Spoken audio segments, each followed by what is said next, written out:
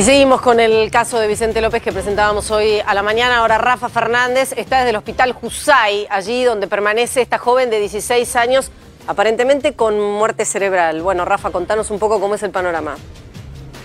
Y es producto de esto que la situación procesal de este hombre de 45 años está siendo muy, digamos, preocupante para él, porque ha sido caratulada por la fiscal como tentativa de homicidio. Mira, vamos a incorporar y le agradecemos que haya venido hasta aquí a Paula Ojeda, que es en este caso abogada, especialista en violencia de género, ¿no? ¿Qué tal, doctora? ¿Cómo le va? Buenos días. Y también a Luis Micat, especialista en seguridad, es policía, por supuesto, retirado también. Doctora, a ver, esto es un hecho a las claras de violencia de género por un lado, de corrupción de menores, está involucrado un poco todo, ¿no es cierto? Exactamente, tenemos muchos delitos, evidentemente, incluso con el tema de drogas, del suministro de drogas, el ingreso a un hotel alojamiento de una menor. Y bueno, y hasta que no se pueda determinar realmente las causas de que llevaron a este estado esta chica, que si el golpe fue a través de una caída o fue realmente un hecho de violencia física del hombre hacia ella, no podemos avanzar demasiado hasta que no tengamos esa determinación.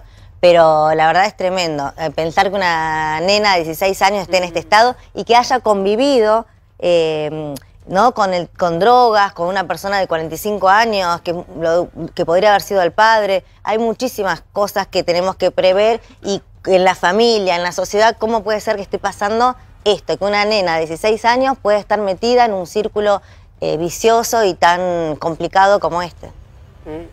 Y también, bueno, conocer la contención familiar, ¿no? Si ellos estaban al tanto de lo que estaba pasando con Por supuesto, y más una chica que tenía antecedentes de enfermedad, así que la verdad que es muy tremendo. Incluso la familia, la escuela, hay que ver si la chica está escolarizada, si no estaba, en qué círculo vivía. No estoy hablando de círculo social, por supuesto que no, sino en cuanto a la contención, por una chica que consumía drogas, que era enferma, con tratamiento psicológico, cómo estaba dentro de un hotel de alojamiento con una persona de 45 años. Porque hay que aclarar algo, en este caso, por más que la chica haya aceptado ir, no deja de ser corrupción de menores. Es decir, no hay, en el tema de violaciones, abusos y demás, cuando los adultos, los mayores de edad dicen, no, pero ella quiso, acá no hay vuelta, ¿la ley es tajante o no? Luego a los 16 años, si la menor presta consentimiento, no hay un abuso, ¿sí? Salvo que haya otro delito. Pero acá lo que hay que investigar es que con el ofrecimiento de droga, él no estaba vulnerando su voluntad, ¿sí? Porque si estamos hablando de una chica que tenía problemas de la enfermedad de la drogadicción y él le suministraba drogas, no sé hasta dónde su voluntad no había sido vulnerada. Pero una chica de 16 años ¿puede tener una relación consentida con un adulto de 45? Como sí, puede tener. No es delito también, si no hay otro delito, si no hay un abuso, si no hay un acoso. Salvo que se pruebe lo contrario, que fuera extorsionada. Por supuesto. ¿Cierto? Por supuesto. Y como te decía, y que no fue inducida a través de algo, un ardid. Claro. Entiendo, corríjame, sobre todo la abogada que entenderá más que yo de esto, que en la ciudad de Buenos Aires hay una normativa que los obliga a hacerlo. No sé si es a nivel nacional, si es así o no. ¿Están obligados los hoteles de alojamiento a pedir una identificación para ver si la persona que entra es mayor o menor? Eso tendría que ser una infracción municipal, digamos, ¿no? Si en la ciudad de Buenos Aires se permite, quizás en Vicente López no. La verdad que no sé cómo lo trata el municipio. Pero la verdad que sería un requisito elemental, pero yo creo que desde la parte empresarial deben decir, como es un lugar tan íntimo, no deben querer, por el tema de exhibir la documentación, pero la verdad tendría que ser un requisito elemental pedir Ahora, la documentación. Pregunto, porque en este albergue transitorio nosotros lo mostramos, hay un cartel que dice prohibido ingreso menores de 18 años. Entonces, a ver, ¿cómo lo controlan? Claro, ¿no? Si hay ¿cómo lo controlan también? Por eso hay que ante la duda, el empleado tiene que pedirle el documento. ¿No es cierto? Digo, perdóneme, deme el documento, lo miro. No, el tema es que por ahí si ingresan caminando es más fácil. Ahora, si entran en un auto, tiene que haber alguna manera. Y aparte que acá, en este caso, para mí, en especial, tiene un montón de condimentos. Claro. El tema de drogas, no es solamente que la nena era menor de edad, porque no sé, por eso es un delito, pero también el tema de tener drogas, la enfermedad de la nena, o sea, el golpe, son muchísimas cosas que yo creo que el haber sido menor o no menor y ingresar al hotel no es el desencadenante de esto, sino todo lo que está alrededor, ¿no? Lo grave es eso, agrava todo, porque si es una menor que no puede estar en un lugar de estas características, ha pasado hace pocos días inclusive aquí en la ciudad de Buenos Aires, también, con un hombre con las mismas características, con una nena de 14 años. Recuerdo que si no fue esta semana, fue la anterior, pero fue esta semana, casi seguro, acá en la ciudad de Buenos Aires. Y además, es grave ya el hecho de haber estado ahí. Y después agrava aún más el tema de y en este caso es distinto porque es menor de 16. Bueno, por ahí eso. sí hay delito directamente. ¿No creen que debería aplicarse lo mismo? Digo, no digo llevar quizás un registro, por supuesto es una información íntima a quién entra en un hotel de alojamiento, pero sí, como método de seguridad, verificar que las dos personas sean mayores de edad y haya mutuo consentimiento de estar yendo a ese lugar, ¿no? Sí, yo comparto lo que decís, pero también te hago otra pregunta. ¿Le piden los documentos a los chicos de menores de 18 años para venderle alcohol? Bueno, tendrían que... No, pero hay una legislación. Tendría que ese ser sería así. otro problema. Bueno, Tendría que está hacer, bien. pero hay muchos... No se respeta. Y el deber ser. Claro. Eh, Está bien el tema que mencionás del hotel, pero en este caso la familia, ¿no? La familia que sabe que la chica tiene problemas. También, ¿cómo contiene una familia a una chica así? Y si la familia también sabía que salía con una persona de 45 años. claro, hay que ver la si la responsabilidad familia viene de otro lado, Claro, ¿no? hay que ver si la familia sabía que esa noche esa chica iba a estar con una persona de esas características. Yo creo que ningún padre permitiría eso, pero bueno, sabemos que los chicos suelen tomar su camino y no pedir permiso para determinadas cosas. ¿Qué pasa legalmente con estos hombres? Por ejemplo, con un hombre con estas características, además de, bueno, golpearla, que es también grave, gravísimo, el suministro de drogas. ¿Qué pasa después con las causas judiciales? ¿Avanzan, llegan a condena hoy en día? Sí, sí, yo creo que en este caso va a llegar a condena. Lo importante es producir la prueba, que quede bien firme y determinar, como te decía, cómo fue el golpe, bueno, qué va a terminar pasando con esta pobre chica, porque lamentablemente la situación que está no es muy próspera, y eso va a ser importante también para la carátula. Sí. Bueno, el tema de, como decíamos, de droga, es tremendo, es un concurso de delitos. Doctora, digo, en ese punto, ¿no cree que es muy difícil hablar de consentimiento cuando estamos hablando de una chica de 16 años, en donde digo, saquemos el tema de las drogas, supongamos que no era la situación. Ahora, una persona de 45 puede tranquilamente manipular, llevar a esta chica a convencerla, digo, puede haber una situación de poder, no sabemos cuál es la relación entre ellos, pero es muy difícil hablar de consentimiento cuando estamos hablando de una persona de 45 años contra otra de 16. Sí, por supuesto. Eso es lo que entiendo que legalmente usted dice que puede existir. Lo que pasa es que la legislatura lo que dice es respecto, la legislación, perdón, lo que dice es respecto a que no haya un abuso, el libre consentimiento a eso, ¿no? Que no haya sido forzado. Pero como decimos, en esta situación creo que hay un montón de cosas que pueden mostrar que sí, la chica no tuvo consentimiento. ¿Sí? ¿Suele pasar estas cosas? ¿Usted lo ve, doctora? Sí, muchísimo. En los albergues transitorios y demás, Capital, Gran Buenos Aires, el interior. Y no solo en los albergues, sino en departamentos, en casa, como decía el doctor. Argentina no es solamente la ciudad de Buenos Aires. Nos movemos 20 kilómetros de General Paz y la situación es otra. En el interior del país, no sé, la cultura es otra cosa. El hombre de 50 años, lamentablemente, tiene relaciones con chicas de 15, 14 y 16 años. Porque es un movimiento, está instalado esa cultura. Que el señor del campo... de la cultura del abuso, digamos. Sí, sí. El derecho de pernada, antiguamente, Claro. que trasladado al ejido de las provincias. En las provincias como bien, eso. absolutamente. Sí. Ahora, el señor permítame dispone de preguntarle. vida y obra.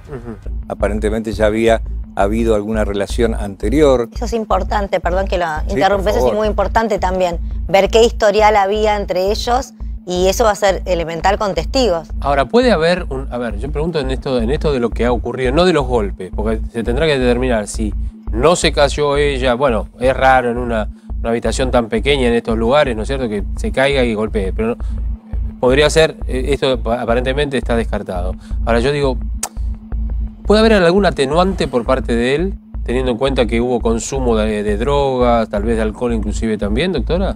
Pero No hay. puede haber atenuante, pero yo no creo que exista y que eso lo haga poseer una libertad. Claro. Ya el tema de la facilitación de drogas a una menor de edad, eso implica una detención. averiguar si esto se trata dentro del contexto de violencia de género, si es una tentativa de femicidio. La verdad que tiene poco para buscar atenuantes. Digo, porque el adulto puede decir, no, yo no me di cuenta, se golpeó, nos golpeamos. Vieron que muchas veces utilizan ese tipo de excusas o... Pero eso fácilmente se va a determinar, como dijo el especialista, con los peritos, los golpes, la procedencia de los golpes. La pericia es fundamental, Vicat. La minuta es quedarme, fue un accidente, yo traté de colaborar. Y hay que ver también el estado en que se encontraba esa persona, ¿no? Bien. Aguárdenos un segundito, tenemos información de último momento, ¿sí? Sí, Rafa Fernández desde el lugar con las noticias, algo que veníamos tratando de chequear y que ya había trascendido hace unos instantes, pero estábamos esperando la confirmación oficial, Rafa. Sí, la verdad que no son las mejores noticias las que tenemos que comentar. Desgraciadamente falleció esta joven de 16 años. Bueno, lamentablemente, doctora Ojeda, bueno, sí. La noticia que no esperábamos y que lamentablemente ocurrió, digamos, el cambio de carátula, bueno, ahora el agravante por ser mayor de edad, todo. Lamentablemente otra vez estamos hablando de una chica muerta. Un femicidio. Por eso, tenemos que recordar que la fiscalía que está tratando este tema es la Fiscalía de Violencia de Género en Vicente López, así que yo creo que va a ser trabajo de la agente fiscal de direccionar si es un homicidio o un femicidio, ¿no? Y bueno, y quizás ahí va a estar, como decía el doctor, el tema de la defensa de que tenga este sujeto en poder discernir si es homicidio o femicidio. Bueno, ¿no? pero ¿cuál es la diferencia entre homicidio y femicidio? El femicidio es un homicidio con respecto al género, o sea, por ser mujer. Pero el hecho de haberla... A ver, estamos hablando de presunciones, ¿no es cierto? Lo tiene que probar la justicia, que es el autor material de la muerte de la chica. Cualquier asesinato o homicidio de una mujer no es femicidio. ¿Sí? Tiene que estar con la intención por ser mujer, ¿sí? Por su sexo. Bueno, pero hoy está en debate esa cuestión. Bueno, pero justamente... Hoy está mucho en debate, porque en una pelea, sea una discusión o lo que sea, si el hombre mata a la mujer, aun cuando la mujer la haya atacado, muchas veces los abogados van por el femicidio. Sí, pero por eso es muy importante que los cuerpos hablan, como dijo el profesional, la autopsia. Y ahí se va a determinar realmente si existieron golpes, cómo fue la caída, y de ahí se va a poder determinar que si existieron golpes, sí se va a tratar de un femicidio. ¿Sí? La pena es más grande con... Sí, por supuesto, sí, claro, sí, es perpetua. ¿Se agrava si eso es femicidio? Femicidio, pues claro. El homicidio es 8 a 25. A 25 el femicidio es perpetuo. Perpetuo, por eso digo, ¿no? Por eso creo que la defensa de él va a trabajar en esa línea, ¿no?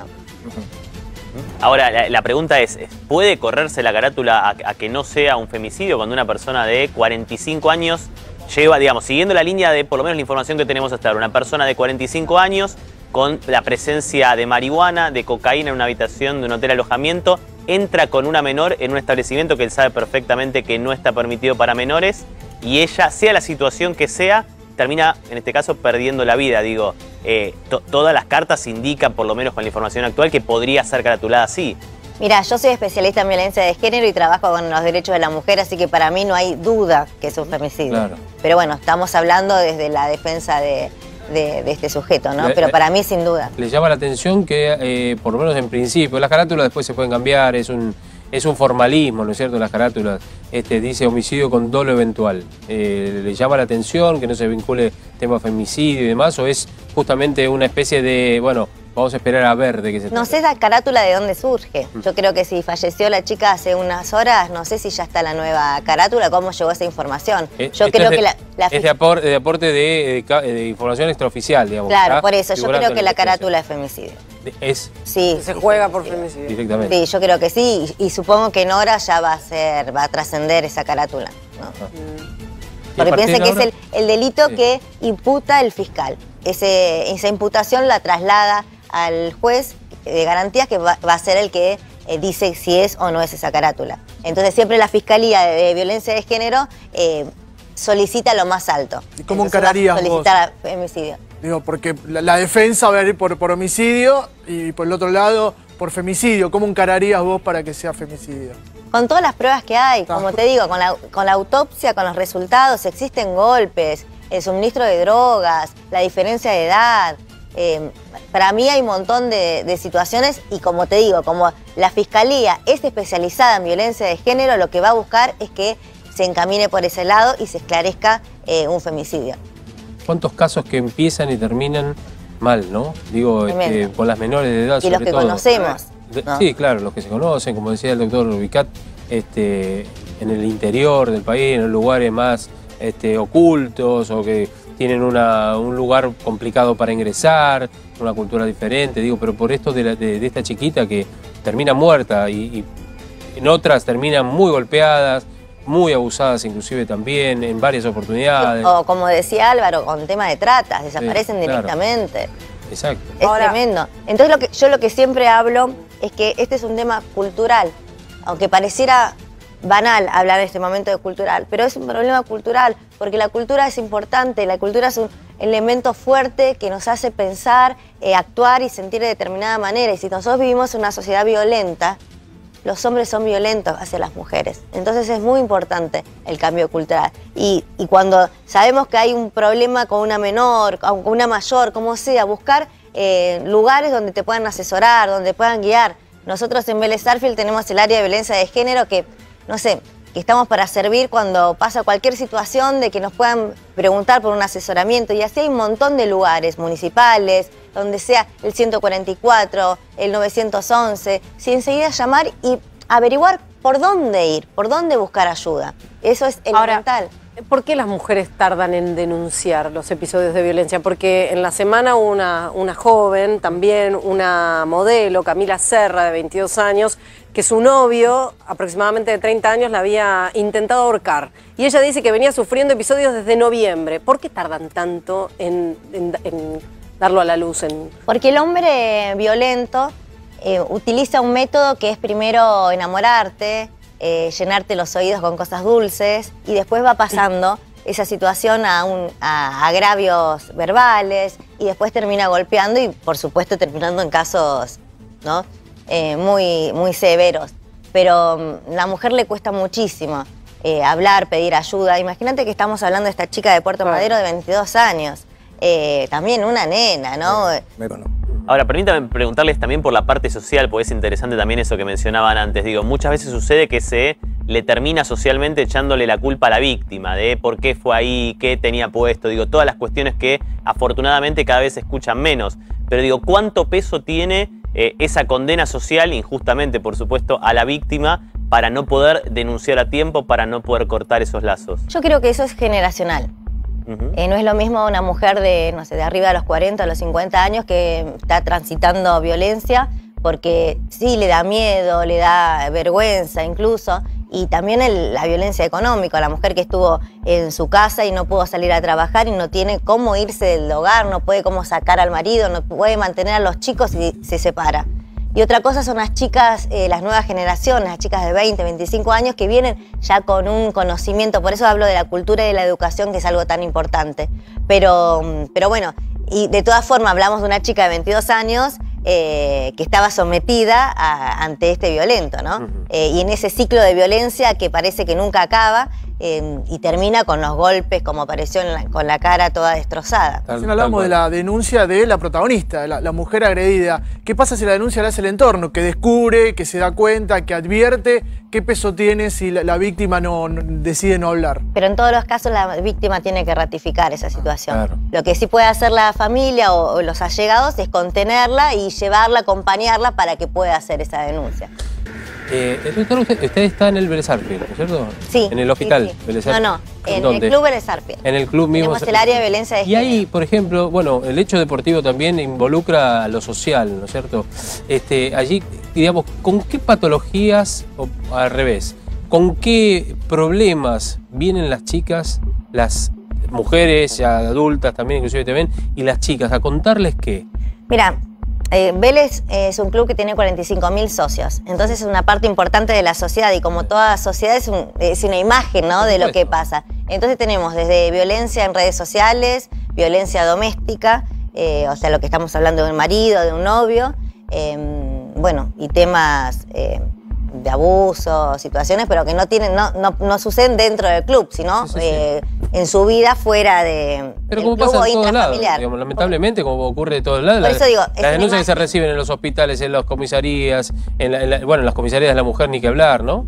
Y lo que hacemos es, bueno, asesorarlos y acompañar a hombres también que pasen por alguna situación de violencia, acompañarlos a hacer la denuncia y, bueno, el asesoramiento y el acompañamiento psicológico que podamos dar como una contención. Por eso me parece muy importante para todas las personas que estén pasando por violencia, repito, tanto hombres y mujeres, por eso de género, buscar un lugar donde ser contenidos, ¿no? Y acompañados. Ahora, ¿qué le pasa a una víctima, por ejemplo, de violencia de género cuando detienen a su atacante, lo liberan y, por ejemplo, le colocan una tobillera electrónica? Y es tremendo, porque empieza el calvario. Yo siempre digo, cuando la mujer va a denunciar, comienza una nueva etapa de su vida. Quizás se corta con la violencia inmediata que estaba viviendo a diario, pero comienza con una violencia incluso jurídica, le digo yo, porque sí, por supuesto, ¿no? Pero hay que ir a declarar, hay que ir a hacer pericias, el temor que esta persona vuelva.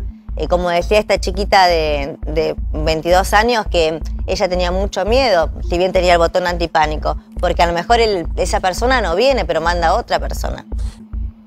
No es decisivo, digamos, no es la solución, pero bueno, es un elemento. Y como decíamos, una persona por ahí adinerada o con un pseudo poder puede mandar a otra persona a hacer un daño. O sea que eso, en ese caso, no ayudaría el botón. Bien. Bueno, Paula Ojeda, Luis Vicat, muchísimas gracias por haber venido. Bien. Un tema tremendo, que lamentablemente todos los días tenemos que volver a hablar de estas cuestiones también. Gracias por haber venido. ¿Sí? Bueno.